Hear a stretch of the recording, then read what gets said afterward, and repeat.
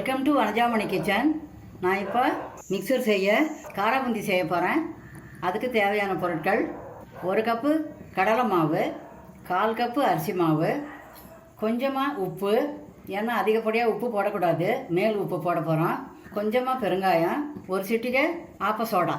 இதை எல்லாத்தையும் இட்லி மாவு பாத்திரத்தை விட அடுத்து தோசை மாவு பாத்திரத்துக்கு கரைச்சிக்கணும். முதல்ல 1 கப்பு கடலை மாவை சேர்த்துக்குவோம், 1/4 கப்பு அரிசி மாவு சேர்த்துக்குவோம், 1 பிஞ்சு உப்பு, 1 பிஞ்சு பெருங்காயத்தூள், 1 பிஞ்சு ஆப்ப சோடா. எல்லாத்தையும் சேர்த்து முதல்ல கலந்துக்குவோம்.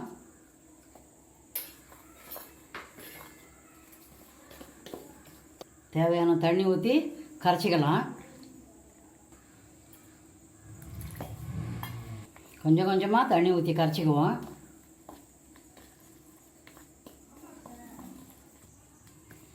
கட்டி இல்லாத நைஸாக வர்ற மாதிரி கரைச்சிக்கணும். கட்டி இருந்தால் சல்லிக்கரண்டியில் அடைச்சிக்கும்.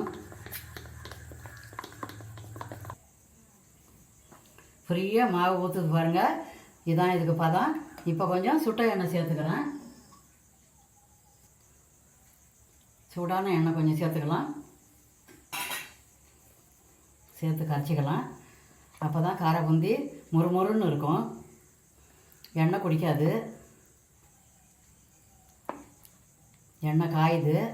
மாவு கரைக்கும் போதே எண்ணெயை காய வச்சுக்கணும். இப்போ காராபூந்தி போடலாம். எண்ணெய் காஞ்சிடுது, மாவு ஊற்றிக்கலாம். மாவு ஊற்றும்போது தானாக ஒழுகணும், அப்போ தான் முத்து முத்தாக அழகாக வரும்.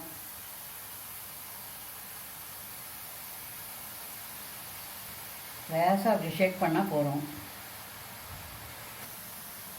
1 நிமிஷம் வேகட்டும், உடனே திருப்பக்கூடாது. முட்டு முத்தாக அழகாக விழுந்துருக்கு பாருங்கள். அப்போ மாவு நம்ம கரெக்டாக கரைச்சிட்டோன்னு அர்த்தம். இப்போ கொஞ்சம் திருப்பி விட்டுக்கலாம்.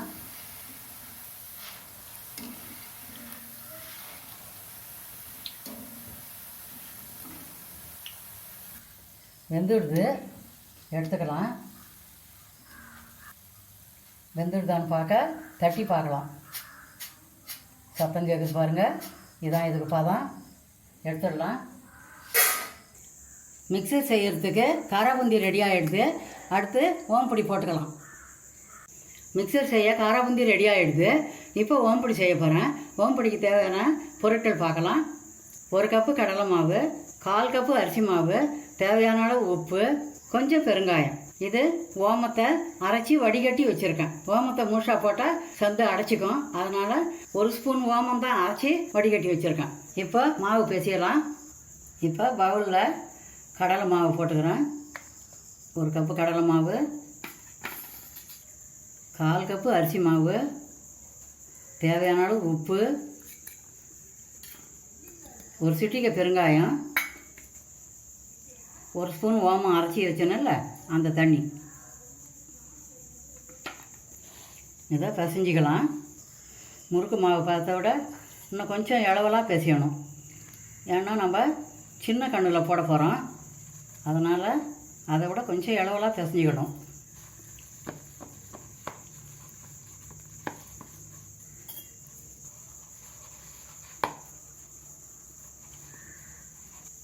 சுட்ட எண்ணெய் 1 ஸ்பூன் ஊற்றி பிசைஞ்சிக்கணும்.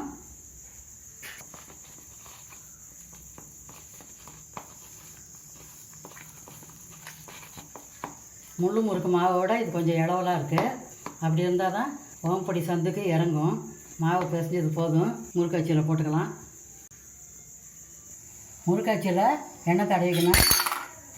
இது பழைய காலத்து முறுக்காச்சி. இது எங்கள் அம்மா வாங்கி கொடுத்தது. இது 2லேயும் எண்ணெய் தடவிக்கணும்.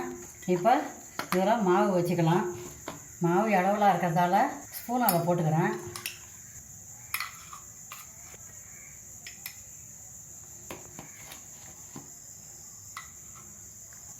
இப்போ எண்ணெய் காஞ்சிடுது, ஓம்பொடி புழிஞ்சிக்கலாம்.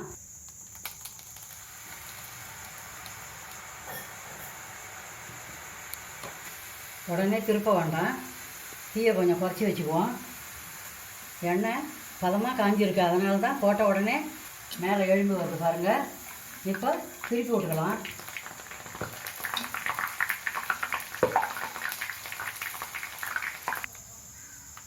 வெந்துடுது, பபிள்ஸ் எல்லாம் அடங்கிடுது, எடுத்துடலாம்.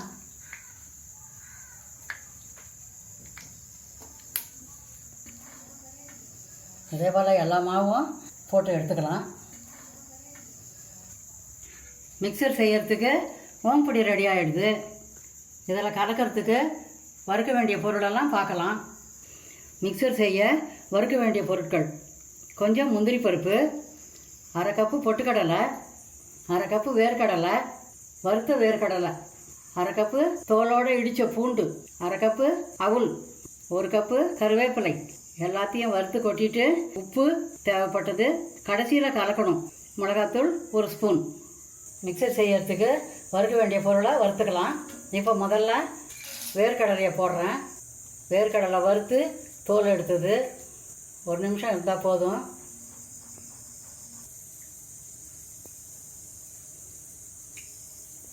எண்ணெய் வடியட்டும். ஒரு தட்டில் கொட்டிக்கலாம். இப்போ பொட்டுக்கடலையை போட்டுக்கலாம். 1 நிமிஷம் இருந்தால் போதும். வறுத்த பொட்டுக்கடலை, அதனால் சீக்கிரம் பொரிஞ்சு விடுது, போதும். எண்ணெய் வடியட்டும். இதையும் தட்டில் ட்ரான்ஸ்ஃபர் பண்ணிக்கலாம். இப்போ முந்திரியை போட்டுக்கலாம். கொஞ்சம் பொன்னிறமாக வரட்டும், போதும், எடுத்துக்கலாம். எண்ணெய் வடியட்டும். முந்திரி பருப்பை தட்டில் ட்ரான்ஸ்ஃபர் பண்ணிக்கலாம். அடுத்தது பூண்டு தோலோடு நசுக்கி வச்சுருக்கேன், அதையும் வறுத்து எடுத்துக்கலாம். கொஞ்சம் செவக்கட்டும், அப்போ தான் டேஸ்ட்டாக இருக்கும், வாசனையாகவும் இருக்கும். பூண்டு வாசனை வர்ற வரைக்கும் வைக்கணும். போதும், எண்ணெய் வடியட்டும். தட்டில் ட்ரான்ஸ்ஃபர் பண்ணிக்கலாம். இப்போ அடுப்பை ஆஃப் பண்ணிட்டேன். அடுப்பை ஆஃப் பண்ணிட்டு தான் கருவேப்பிலை போடணும்.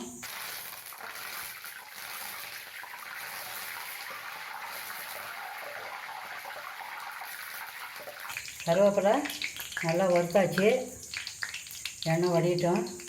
இப்போ கருவேப்பிலையை தட்டில் ட்ரான்ஸ்ஃபர் பண்ணிக்கலாம். இப்போ அவலை வறுத்துக்கலாம்.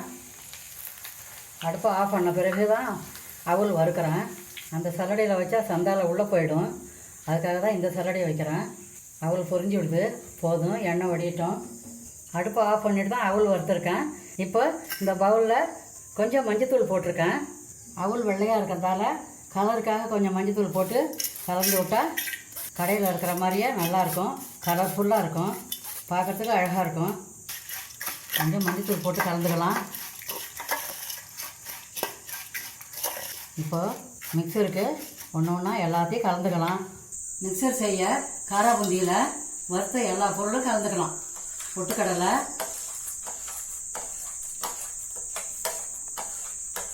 வேர்க்கடலை, முந்திரி பருப்பு, பூண்டு, கருவேப்பிலை. இப்போ அவல் வறுத்து மஞ்சள் தூள் போட்டு கலந்து வச்சுருக்கேன், அதையும் கலந்துக்கலாம்.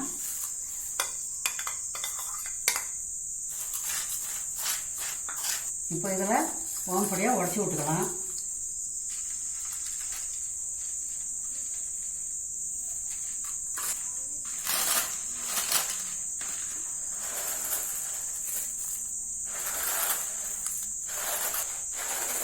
எவ்வளோ மொறுமொறுன்னு இருக்குது பாருங்கள். நம்ம மாவு கலந்தது தான் கரெக்டு, அதனால தான் இது மொறுமொறுன்னு இருக்குது. இதை குலுக்கி விட்டுக்கலாம்.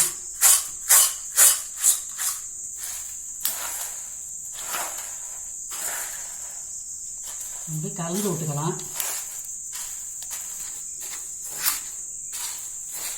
மிக்சருக்கு தேவையான பொருளெல்லாம் போட்டாச்சு.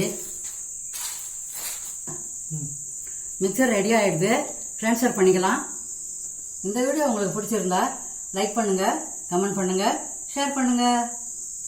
இதுபோல் விதவிதமாக ஸ்நாக்ஸ் செய்து சந்தோஷமாக சாப்பிடுங்க. தேங்க்யூ.